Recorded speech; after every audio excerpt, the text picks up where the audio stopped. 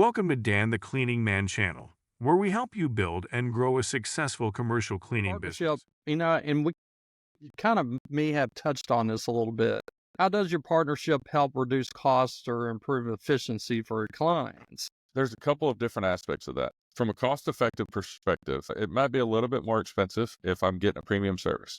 But if you think about, for me, as a general contractor, I'm a glorified coordinator. Okay, I'm coordinating different trades and I'm putting them on a schedule, making sure that they're there when they're supposed to be, so that when one trade's done, the other trade comes right in, and then the next trade comes right in after that. And ultimately I keep the project on schedule.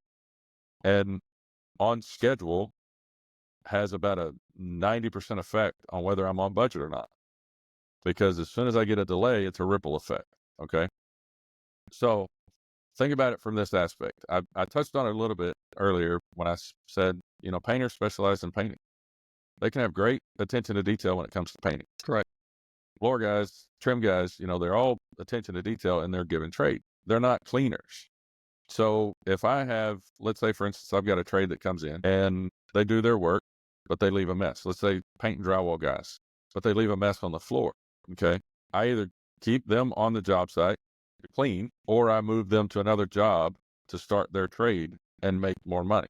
I'm sending them to the next job. Okay? Absolutely. But if I leave that floor a mess and I don't, then the floor guys come in, and before they can put the covering on the floor, they've got to scrape texture and clean the floors and prep the floors and all that stuff. Those are delays. Those are costly. Plus, now I'm having to overpay the painters to clean. Well, if I've got a partnership with a cleaning crew, a cleaning company, I'll say, hey, my paint and drywall guys are going to be done on Thursday. I'd like to have that place cleaned up Friday so that my floor guys can start on Monday. And it's seamless. Everybody has an appreciation for that, because whenever they get in there to do their trade, they're not having to worry about cleaning after the guy before them. They know that if I get done, as long as I don't leave this place a total wreck, I can move on to my next job and make more money. So you're keeping all those guys happy. You're keeping everybody on schedule. Mhm. You're definitely keeping everybody on budget. Again, if that partnership wasn't there and I couldn't rely on, hey, Dan, can you send me a crew on Thursday? I know my paint guys are going to be done on Wednesday evening, Thursday afternoon. Can you get somebody by there? And we just keep it seamless. That's really where a lot of the efficiency comes in.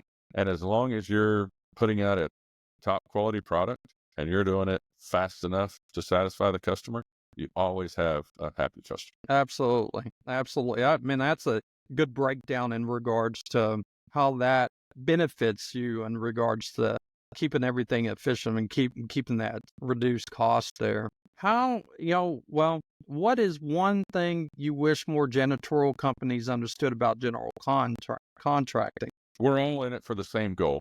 And it's, that's the ultimate customer service. If I've got a painter, let's say that I've got 3 paint crews, because you got to have multiple contract. As a general contractor, I have a Rolodex of painters. I have a Rolodex of drywall guys. If I have a, one painter does a good job, but he's a little bit messy on all the other areas that he's, floors, he's a little bit rougher on windows. He's, he just doesn't prep, but he comes in and really does a great job. Or he's the only one that I can find that's available, because, we're all kind of at the mercy of everybody else's schedule. I always get complaints about, man, the last job that I did, the floors weren't near this bad. I understand that. I'm not in a position to go clean them myself. I leave that to the professionals. Now, this is what I always tell my janitorial guys. Charge accordingly instead of just complaining. Charge accordingly. Justify what you're charging, and then just do the work. I have enough stresses on my life. I'm having to worry about whether the painters are doing a good job. Did they use the right colors? If they painted the wrong colors or the paint company mixed it wrong, then we're having to worry about painting this entire building again. I have those other stresses. I don't need to worry about, well, the guy left a mess. Now this guy's complaining about the mess. Nothing I can do about it. Charge accordingly, get it done, and move on. We're all here to satisfy the customer at the end of the day, because that's what keeps us paid, and that's what keeps the business moving. So, let's all be adults about it.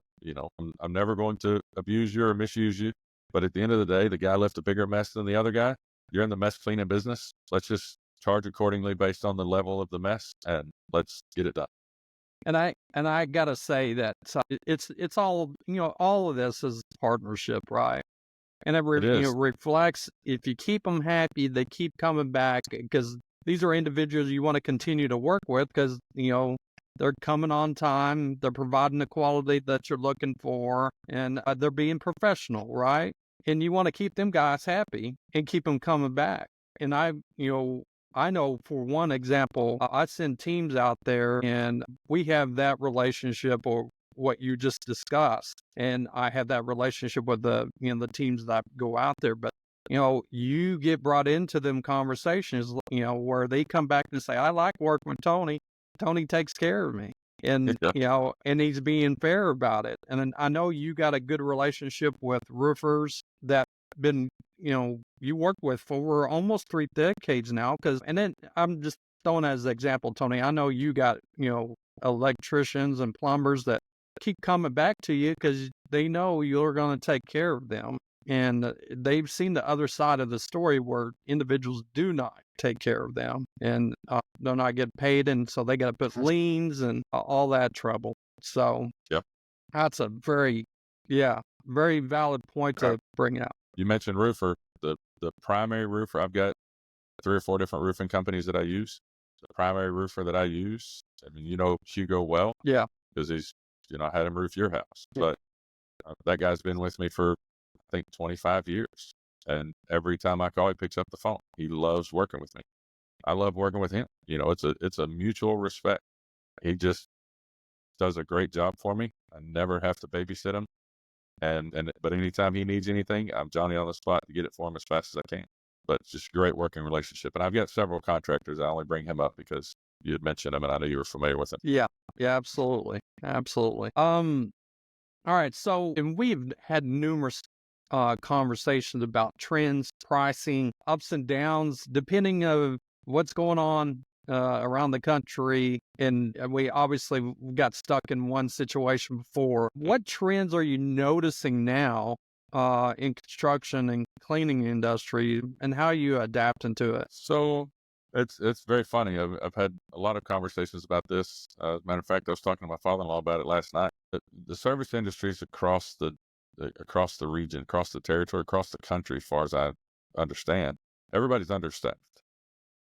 So when you're in 30 years of being in business for myself, there's always things that I can come up with. I can think on my feet. I can adjust and I can adapt well. This latest craze, and it's really been going on since COVID, that everybody in the service industries, it doesn't matter what you're doing. It doesn't matter if you're janitorial, if you're construction, or if you're a tradesman, anything, we're all understaffed. I don't have a crystal ball.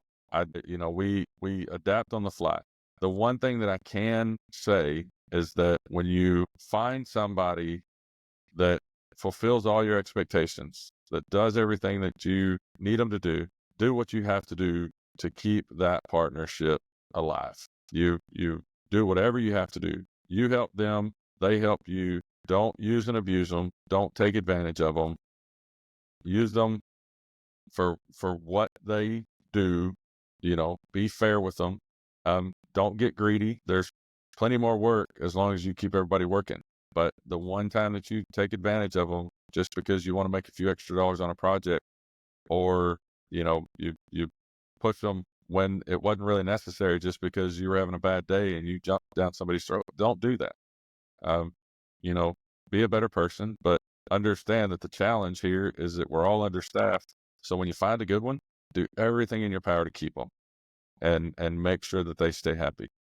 I can, there's some trades out there that I don't do on a daily basis. And I know this is getting away from that question, but I'll circle back. There are trades out there that I don't do on a daily basis, building utility infrastructure. I do those once every few years. But I can tell you that every time I pick up the phone and I call the same guy that I've called for the last 2 decades, he's going to answer the phone and he's going to be excited to work with me again. So even those guys that I don't have that day-to-day relationship with, I take care of them when I've got them because I want them to answer the phone. My janitorial teams, man, I tell you, when I find somebody that I like, I do everything in my power to keep them, because the worst thing that's happening to the service industry right now is that we cannot find enough help. We're constantly understaffed. And that's the worst trend in this industry right now. Everybody thinks it's price, and price is higher historically than it's ever been. And, there's not a lot we can do about it because materials are costing more. But at the end of the day, too, we're paying a premium for all labor because, what we're getting is very limited. The only thing that I do on the general contractor side is that I ensure that because you are paying a premium, you're going to get a premium service. And so that I never waver on the quality of product that I put out. A classic example in regards to maintaining them partnerships, because there's so much turnover in the industry right now in regards to finding the expertise and that skill set to maintain services for clients that you're working with. That's huge. What advice would you give contractors or other janitorial companies considering a similar partnership? Make it a priority. Make finding that good janitorial service a priority. And then on the flip side, and I'll circle back to this, but as a janitorial company, make sure that you find a good general contractor that's a great partner.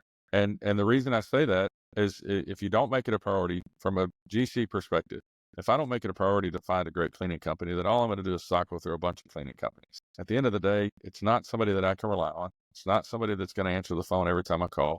It's, I don't know what product I'm going to end up getting at the end of it. Are they going to do a stellar job, or are they going to do a half-hearted job, a subpar job? I don't really know. I don't really have that assurity.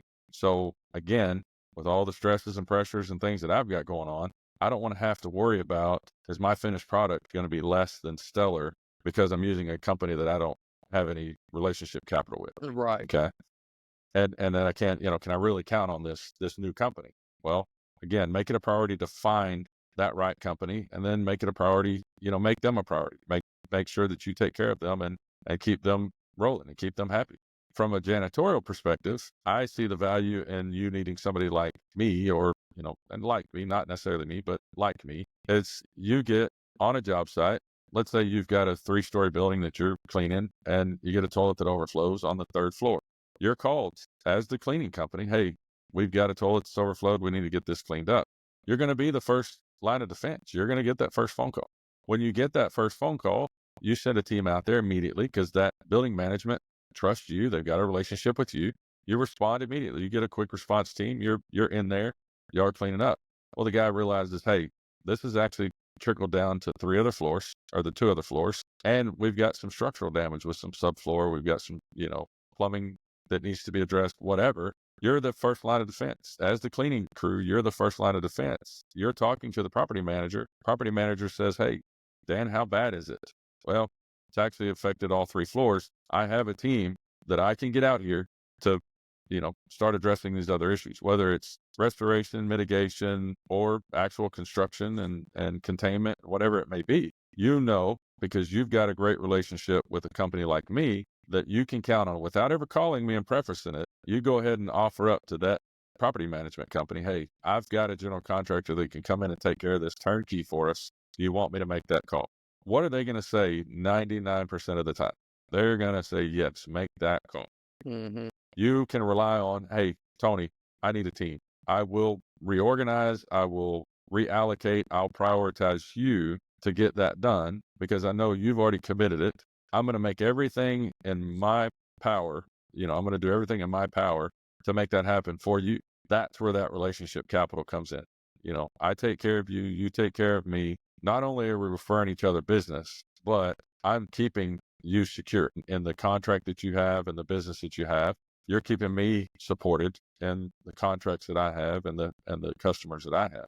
And it's a win-win for everybody. I scratch your back, you scratch mine, and we're always looking out for each other. And that's the real value in it. Absolutely. And a quick question in regards to how many electricians you keep in your back pocket? How many plumbers? How many roofers? You got a kind of standard that you're like, okay, one's kind of flaking out on me. I got to fill that hole. Is it, 3 of each, or what's your norm there?